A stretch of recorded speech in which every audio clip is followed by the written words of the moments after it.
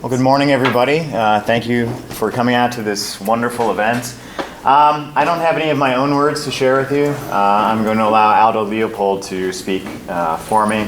As you almost certainly know, Aldo Leopold was a Wisconsinite who embarked upon a project to restore land that he purchased in Baraboo, Wisconsin.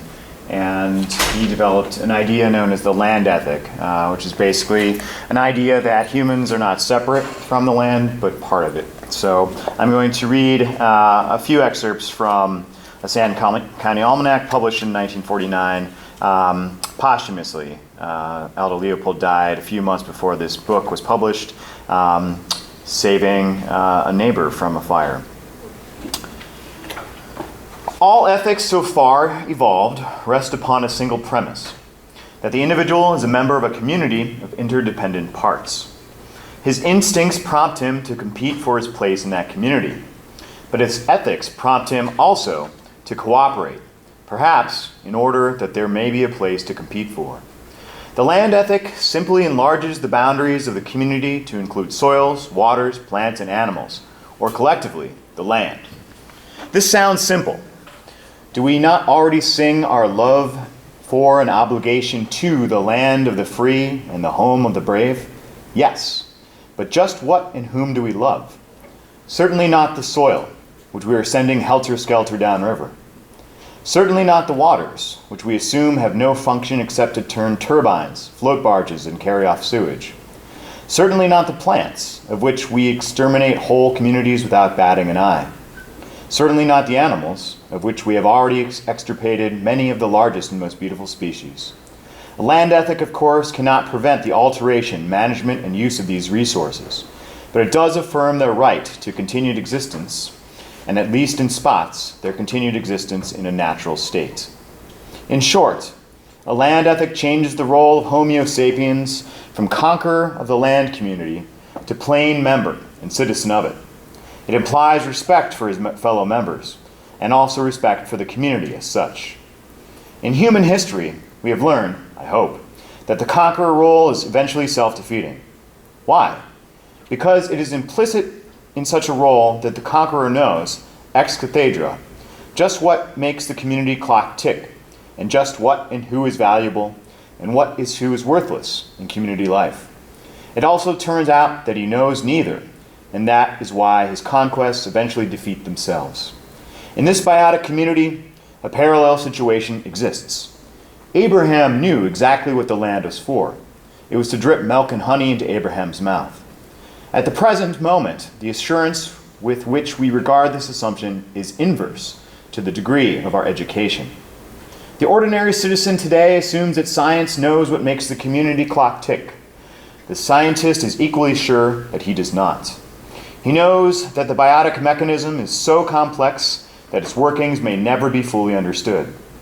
That man is, in fact, only a member of a biotic team is shown by an ecological interpretation of history.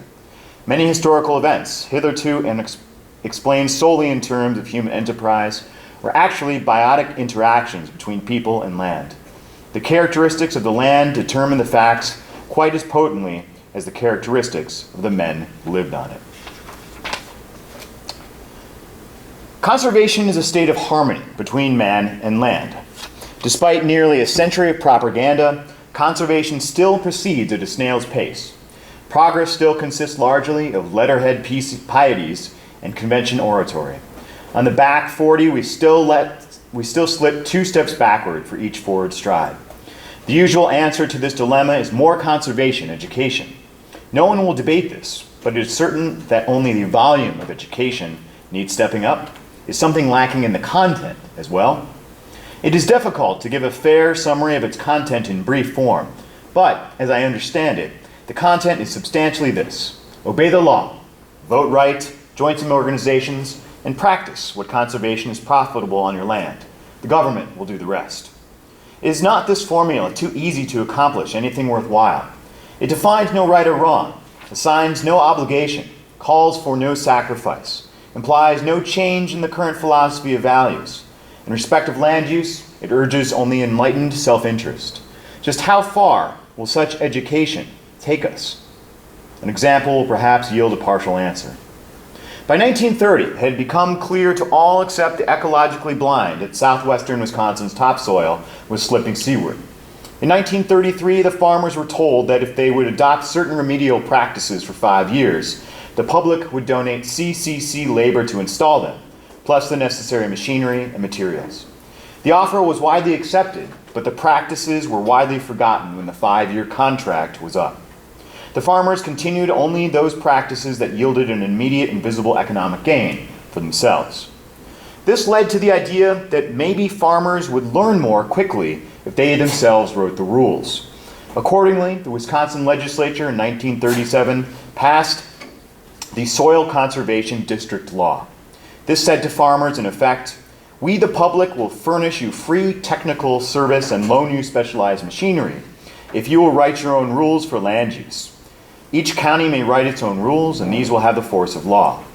Nearly all the counties promptly organized to accept the proffered help, but after a decade of operation, no county has yet written a single rule. There has been visible progress in such practices as strip cropping, pasture renovation, and soil liming, but none in fencing woodlots against grazing, and none in excluding plow and cow from steep slopes.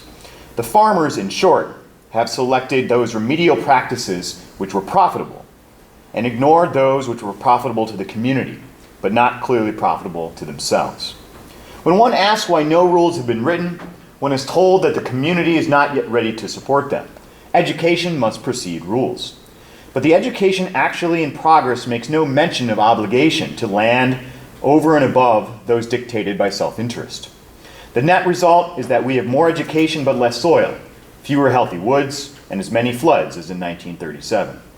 The puzzling aspect of such situations is that the existence of obligations over and above self-interest is taken for granted in such rural community enterprises as the betterment of roads, schools, churches, and baseball teams. Their existence is not taken for granted, nor as yet seriously discussed, in bettering the behavior of the water that falls on the land, or the preserving of the beauty or diversity of the farm landscape. Land use ethics are still governed wholly by economic self-interest, such as social ethics were a century ago.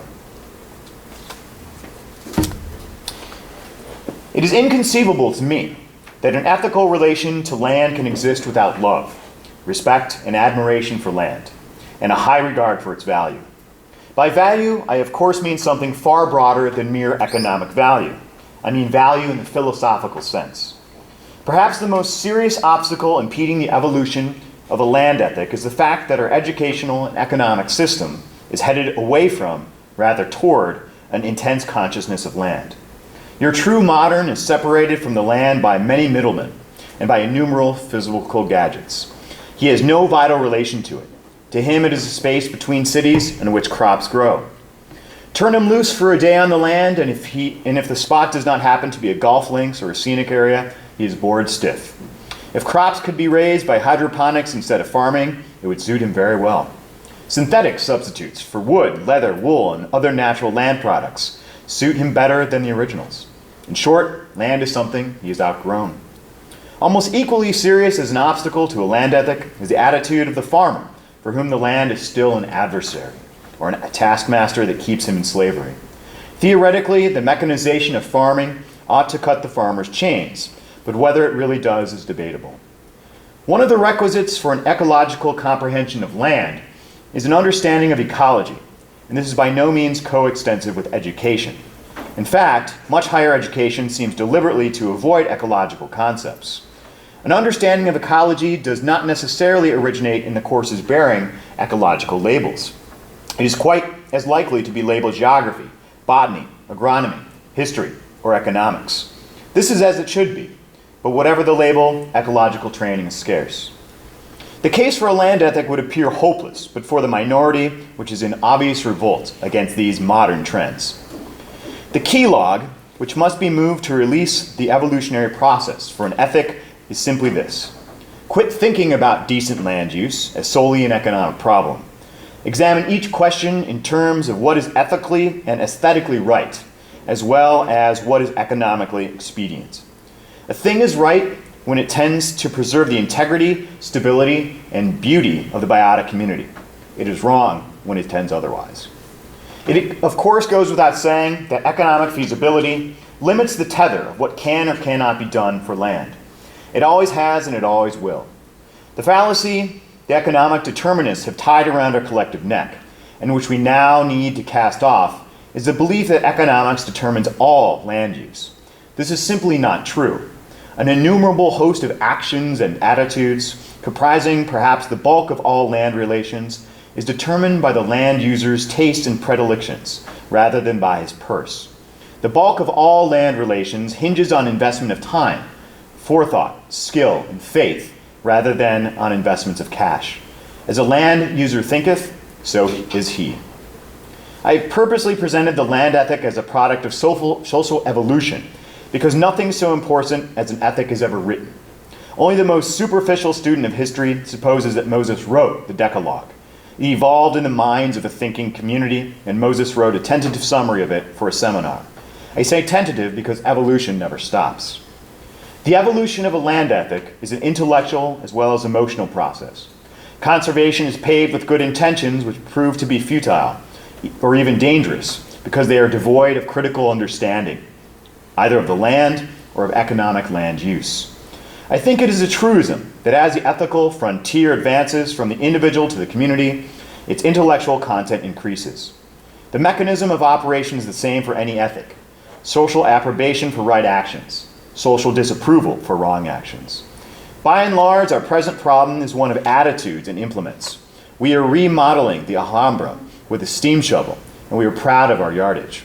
We shall hardly relinquish the shovel, which after all many good points, we are in need of a gentler and more objective criteria for its successful use.